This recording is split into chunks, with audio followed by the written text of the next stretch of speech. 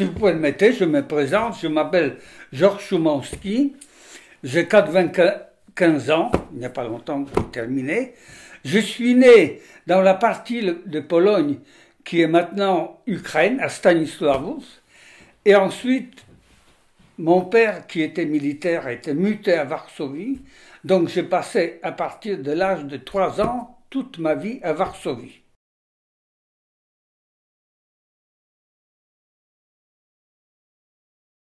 La guerre arrive, et malheureusement, 17 septembre, je crois, la Russie donne un coup de couteau dans le dos en Pologne, donc c'était fini.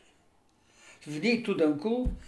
Avec ma mère, on se retrouve dans la partie occupée par les soviétiques. On nous disait, vous savez, l'Union soviétique, ce pays de rêve, les gens respirent de la liberté, ils vivent très bien, tandis que vous avez vécu dans une Pologne qui pleine d'oppression capitaliste, etc.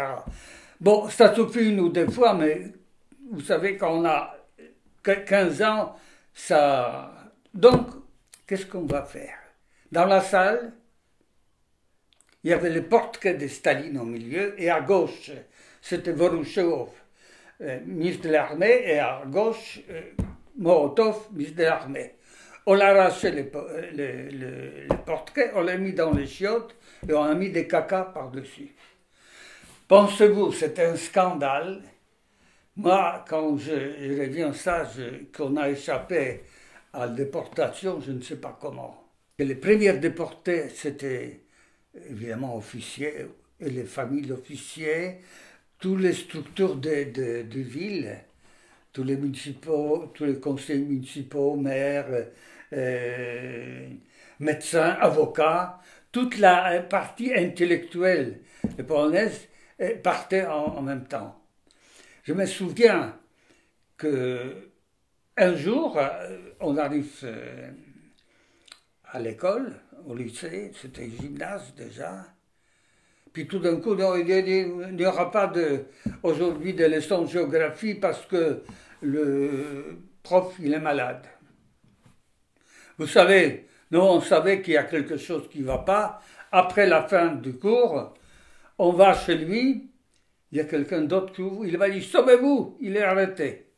Ça nous a choqués, c'était la première fois qu'on s'aperçoit que quelqu'un très proche, qui était très, très bon prof, très près, il nous enseignait, c'était tout près des élèves. Là, on s'aperçut, bon, que rigolade est finie, qu'on arrête, mais on n'était pas conscient d'importance de cette déportation. C'était sporadiquement, on avait celle-ci, etc. Mais on ne savait pas que c'était wagon entier qui partait en Sibérie. Ma mère a commencé à s'inquiéter sérieusement, à voir un petit gamin comme ça qui fait des bêtises. On a profité d'occasion qu'il y a une commission mixte allemano-soviétique pour échanger la population qui a fui la guerre pour retourner dans la partie occupée par les Allemands et celle qui était dans la partie allemande retourne. Donc, au bout de quelques temps, on quitte la zone soviétique, on va par un pont, je ne sais pas sur le bout, je ne me souviens pas, on arrive dans la partie allemande et là, la grande surprise. Les officiers sont très bien vêtus, parce que les soviétiques, c'était toujours vraiment très bien vêtus, avec des sticks, vous savez, qui se promenaient entre nous. Il a dit, tous les garçons à part, à poil, on vérifie, vous allez prendre une douche. Bon, pourquoi pas. Donc on se met à poil, et avec un stick, vous savez ce qui nous regarde? Nos zizi. Ils cherchaient si parmi nous il n'y a pas de juifs. Et c'était le premier choc que j'ai eu en traversant cette frontière. Et là, contraire de la zone soviétique, les Allemands ont fermé toutes les écoles. Il n'y a que des écoles professionnelles. Parce que les Allemands considèrent que les Polonais n'ont pas besoin d'instruction supérieure. On a besoin que des travailleurs, des spécialistes. Donc, c'était des écoles. Donc, mon lycée où j'ai fréquenté était fermé. Mais très vite, les profs ont organisé, ça s'appelle en polonais completi. À travers les complets, je rentre dans la résistance. Parce que d'aller au completi qui nous renseignait, c'est une sorte de résistance parce que les profs risquaient les camps de concentration et nous, on risquait la prison, quand même. Je rentre dans la section d'explosifs. Donc, au bout de je ne sais pas combien de temps, c'était assez rapide, je deviens spécialiste pour désamorcer les explosifs et pour poser l'explosif. Le 1er août, c'est l'insurrection qui éclate. Je me trouve dans la partie Mokotów, Puławska, Szustra, cet quartier-là, et nous devrons accater la caserne de SS. Hermann Göring, je ne sais pas. Au bout de 2 jours de siège, on s'aperçoit que ce n'est pas possible. Comme chef de section, j'avais un pistolet de 7 mm. Quand j'étais après dans l'armée, on m'a dit, mais ce n'est pas un pistolet de soldat, c'est un pistolet d'âme, 7 mm. Il avait un particulier, vous savez, quand on tire, on fait rentrer deuxième balle, il y a un système éjecté. Il était cassé. Donc, moi, j'avais une tige en fer. Et chaque fois quand j'y tirais, je mettais la tige pour extraire la douille. Mais pensez-vous, l'Allemand en face, il aura 5 fois plus tant de... Dans la section où j'étais, moi, j'avais ce pistolet 7 mm. On avait 2 carabines. Les autres, il n'avaient que des grenades et des cocktails Molotov. J'ai compris que c'était vraiment impossible de tenir pour attaquer. Parce qu'on nous disait, vous allez prendre l'arme aux Allemands. Avec les mains, ça va être difficile. La situation devient plus en plus difficile, surtout pour la population civile, surtout pour les vieillards et les enfants, parce que ils devraient rester cloués dans les caves. Quand j'ai dit cloués, c'est-à-dire le jour et nuit, les Allemands tiraient. J'étais choqué. J'ai vu ces gens-là, une odeur épouvantable. Les gens vivaient ça.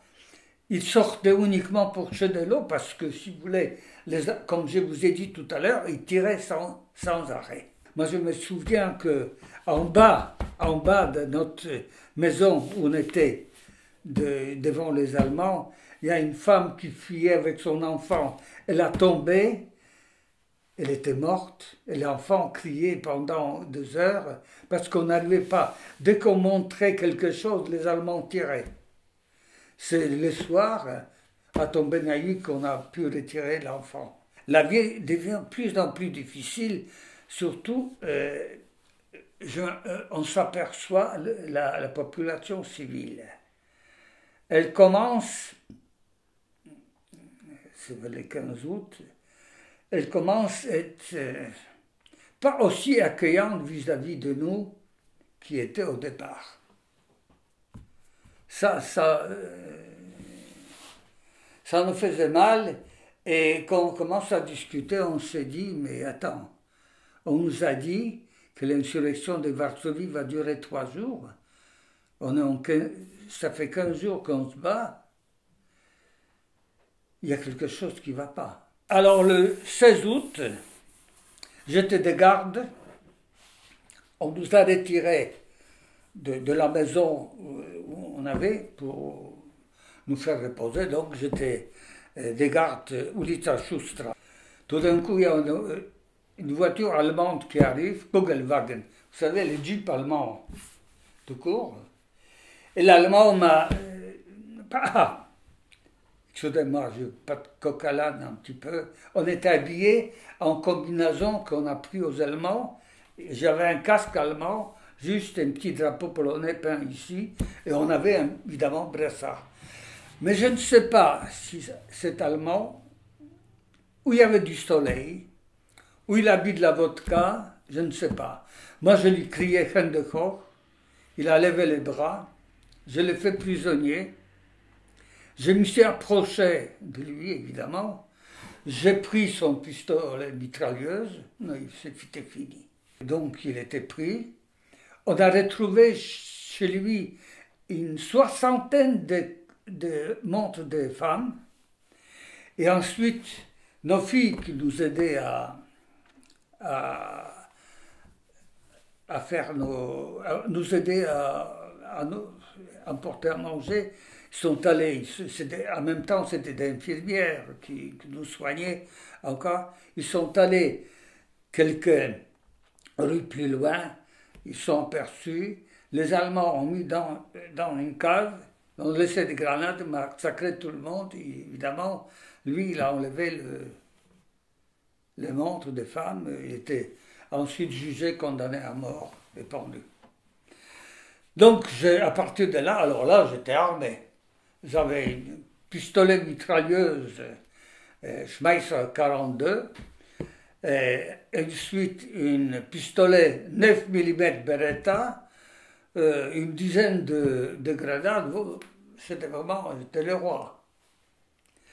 On attaque une poste de gendarmerie.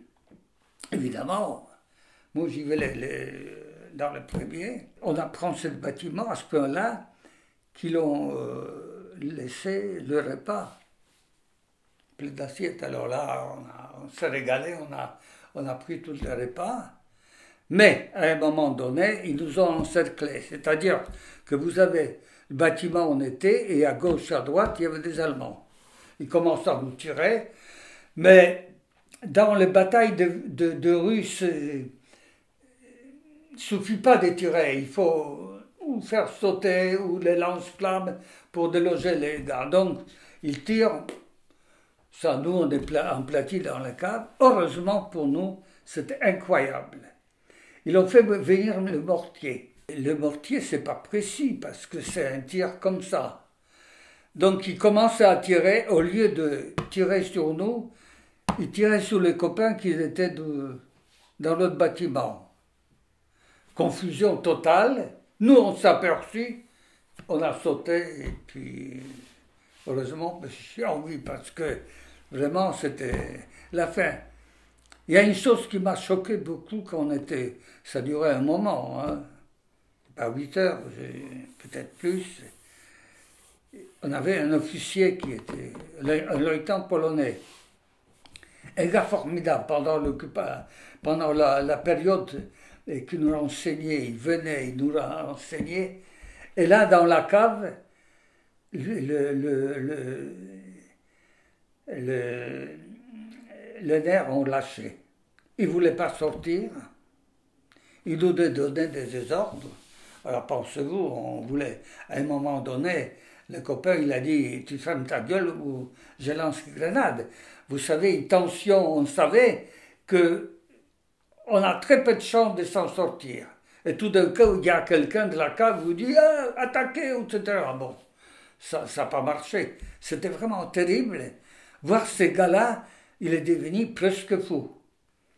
On saute, évidemment, il était là, enlevé des commandements, mais j'ai parlé avec des copains, on s'est dit, mais dis donc, mais c'est terrible. Il est un gars formidable, un officier de carrière, il n'arrivait pas à tenir ses nerfs.